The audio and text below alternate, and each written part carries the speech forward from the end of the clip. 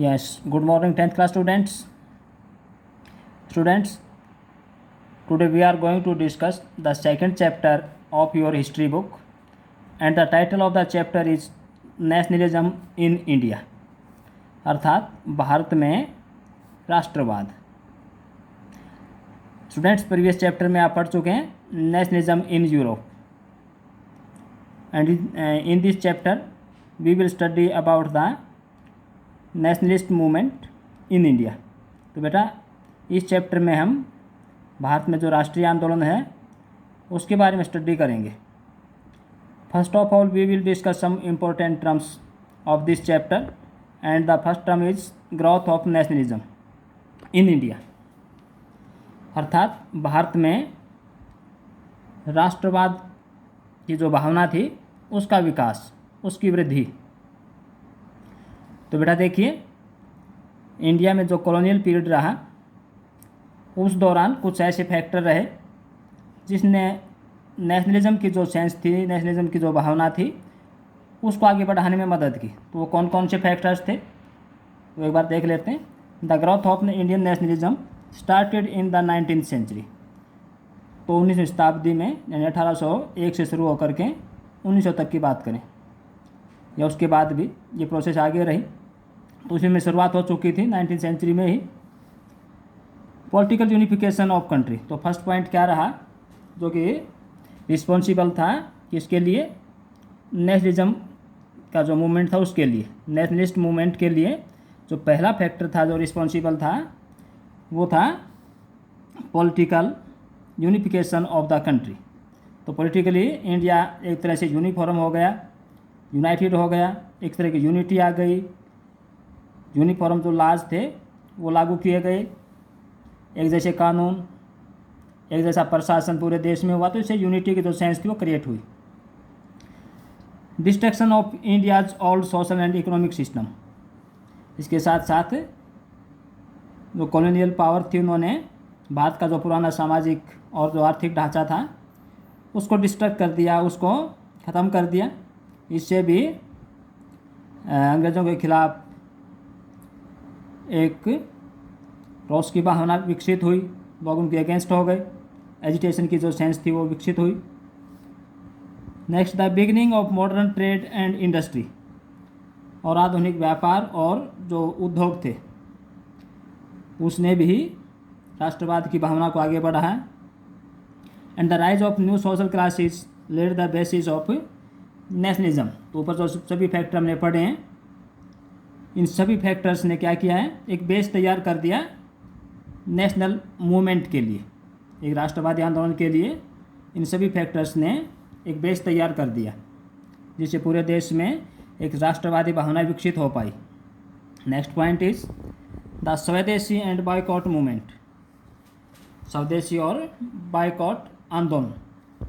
स्वदेशी क्या होता है बेटा, अपने देश का, और बायकॉट क्या होता है, किसी चीज़ का विरोध करना, किसी चीज़ को अपने से दूर हटा देना, उसकी खिलाफत कर देना। स्वदेशी literally means of one's own country, स्वदेशी का शाब्दिक अर्थ होता है अपने देश का। Aimed at the promotion of indigenous industries, तो इंडिजीनियस क्या होते हैं, अपने मौलिक। तो इसका मुख्य उद्देश्य क्या था, अपने जो राष्ट्रीय अथवा अपने देश की खुद की जो इंडस्ट्री थी उसके प्रसार को बढ़ाना था, और विदेशी सामान का बायकाट करना था। बाहर से जो सामान आ रहा था, खासकर ब्रिटेन से जो सामान आ रहा था उसका बायकॉट करना था। Along with swadeshi boycott of British goods was organised. तो स्वदेशी मूवमेंट के साथ साथ विदेशी जो सामान था, खासकर जो ब्रिटिश गुड्स तो जो होती थी उसका एक तरह से बॉयकॉट किया गया, उसका विरोध किया गया। नेक्स्ट है home rule movement. Home rule movement क्या था बेटा, ये होम रूल लीग नामक जो एक ऑर्गेनाइजेशन थी उसके द्वारा स्टार्ट किया गया था, और इसकी जो लीडरशिप थी mostly Annie Besant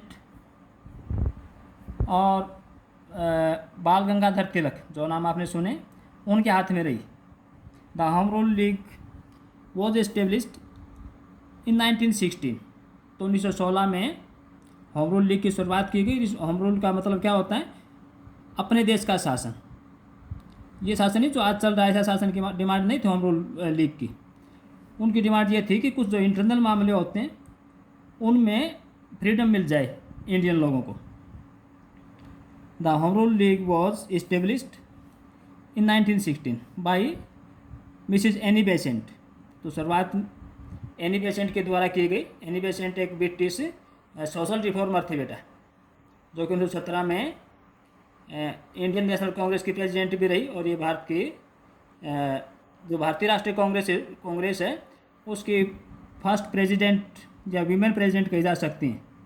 first women president में से एक रही हैं ये एनी बेसेंट, पहली महिला अध्यक्ष रही हैं भारतीय राष्ट्रीय कांग्रेस की। इसके साथ साथ बाल गंगाधर जो तिलक थे वो भी इस मूवमेंट से जुड़े रहे हैं। तो कई बार नाम पूछ लेते हैं, तो दोनों ही नाम सही हैं इसमें। शुरुआत एनी बेसेंट के द्वारा, उसके बाद इसकी लीडरशिप बाल गंगाधर तिलक, जिसको लोकमान्य तिलक भी कहते हैं, उनके द्वारा की गई। नेक्स्ट पॉइंट है बेटा पिकेट। इसके लिए पिकेटिंग वर्ड आपकी बुक में मिलेगा आपको।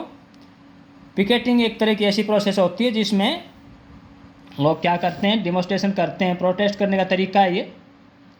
इस तरह की डिमोस्ट्रेशन में या प्रोटेस्ट में क्या होता है, लोग किसी फैक्ट्री, किसी दुकान या किसी ऑफिस के जो एंट्रेंस होता है उसका रास्ता रोकते हैं, उसका मार्ग रोकते हैं। It is a form of demonstration और protest by which people block the entrance to a shop, factory और office.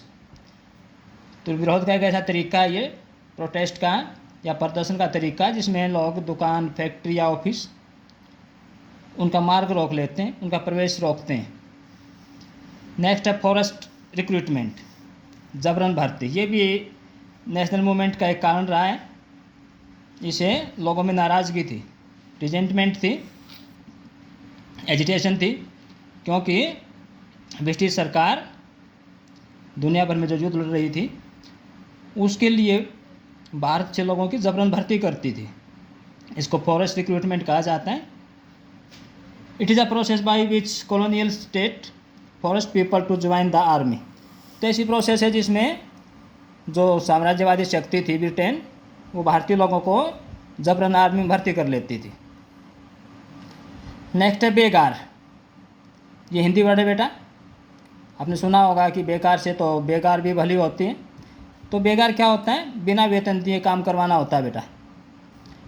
It is a force labour for which nothing is contributed as payment. तो जबरन कार्य करवाने की एक शैली है जिसमें कोई पेमेंट नहीं की जाती है। खिलाफत मूवमेंट, खिलाफत वर्ड खलीफा से बना बेटा। खलीफा आप जानते होंगे कि जो तुर्की के जो सम्राट थे उसको पूरे इस्लाम जगत का धार्मिक गुरु अथवा खलीफा कहा जाता था। तो फर्स्ट वर्ल्ड वार के बाद जब टर्की की अथवा ऑटोमन एम्पायर की डिफीट हुई, तो उसके बाद जो सरव की संधि के अनुसार तुर्की के सम्राट अनवर पाशा के साथ अच्छा व्यवहार नहीं किया गया। इससे पूरी दुनिया के जो इस्लाम जगत के लोग थे वो नाराज़ हुए, और इंडिया में भी अंग्रेज़ों के खिलाफ एक मूवमेंट चलाया गया जिसको खिलाफत मूवमेंट कहते हैं। इसमें अली बरदर्स की मुख्य भूमिका रही है, शौकत अली और मोहम्मद अली, उन्होंने इस मूवमेंट को लीड किया। Khilafat movement was organized by Ali brothers in protest against the injustice done to Turkey after the first world war. कि प्रथम विश्व युद्ध के बाद टर्की के सम्राट के साथ जो दुर्व्यवहार किया गया था उसके खिलाफ ये मूवमेंट था। और भारत में खासकर मुसलमान लोगों ने अली बरदर्स, इसमें मोहम्मद अली और शौकत अली, कई बार नाम पूछ लेते हैं, इनके नाम थे और इन्होंने इसको लीडरशिप दी। नेक्स्ट और लास्ट पॉइंट है बेटा रोलेट एक्ट। इसको काला कानून भी कहा जाता है। और 1919 में एक कानून बनाया ब्रिटिश गवर्नमेंट ने भारत में जो राष्ट्रवाद का जो टाइड आया था, जो उफान आया था, उसको रोकने के लिए कि किसी भी व्यक्ति को बिना ट्रायल किए जेल में डाला जा सकता था, डिटेन किया जा सकता था। और पूरे इंडिया में इसके खिलाफ मूवमेंट चला।